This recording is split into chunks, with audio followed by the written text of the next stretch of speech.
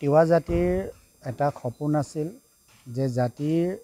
যি বীৰত্বপূৰ্ণ ইতিহাস, বীৰত্বপূৰ্ণ যি সোণালী দিন, ইয়াক বিশ্ব দৰবাৰত প্ৰতিষ্ঠা কৰা আৰু তাৰে প্ৰাণকেন্দ্ৰ হিচাপে তিৱাসকলৰ বীৰ ৰজা জোঙাল বলৌহুৰ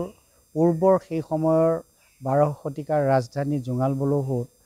আমাৰ স্মৃতি, আমাৰ কৃষ্টি সংস্কৃতি সুৰক্ষা আৰু বিকাশৰ কাৰণে ইয়াৰ উত্তৰণৰ এটা পৰিকল্পনা কৰি অসমৰ মাননীয় মুখ্যমন্ত্ৰী মাননীয় হিমন্ত বিশ্ব শৰ্মা ডাঙৰীয়া, জাগীৰোড সমষ্টিৰ বিধায়ক তথা যুৱ মন্ত্ৰী পীযুষ হাজৰিকা ডাঙৰীয়া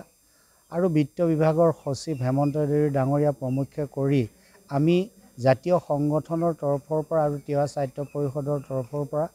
মানে ইয়াত এটা সুন্দৰ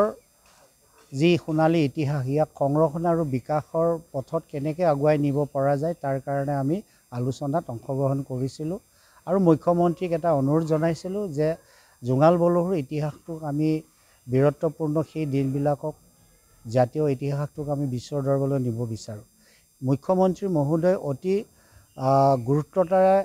এই বিষয়টোক হৃদয়ংগম কৰিলে আৰু তিৱা জাতিৰ যাতে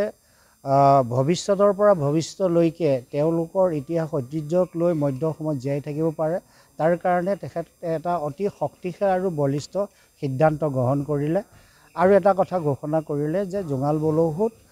উন্নত মানৰ আধুনিক পৰ্যটন কেন্দ্ৰ এটা নিৰ্মাণ কৰা হ'ব। এইটো ৰাজহুৱাভাৱে ঘোষণা কৰাৰ পিছত লগে লগে তেখেতে 50 কোটি টকা প্ৰথম পৰ্যায়ত আবণ্টন দিলে আৰু দ্বিতীয় পৰ্যায়ত আৰু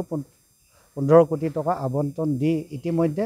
জোঙাল বলৌহু পৰ্যটন কেন্দ্ৰৰ নিৰ্মাণ কাৰ্য পূৰ্ণগতিত চলি আছে আৰু প্ৰায় 90% কাম সম্পূৰ্ণ হৈছে আৰু এই প্ৰজেক্টটোত বিশেষ হিচাপে তিৱাসকলৰ জাতীয় জীৱনত ব্যৱহৃত ইষ্ট দেৱতাক পূজা কৰা নিয়মাৱলী, সামগ্ৰী, কৃষি সঁজুলিৰ পৰা বয়ন শিল্পলৈকে সকলোবিলাক আমি ইয়াতে উন্নত মানৰ সংগ্ৰহালয় আমি এটা নিৰ্মাণ কৰাৰ কাৰণে ব্যৱস্থা কৰিছোঁ। সেই সংগ্ৰহালয়টোৰ কাম ইতিমধ্যে সম্পূৰ্ণ হৈছে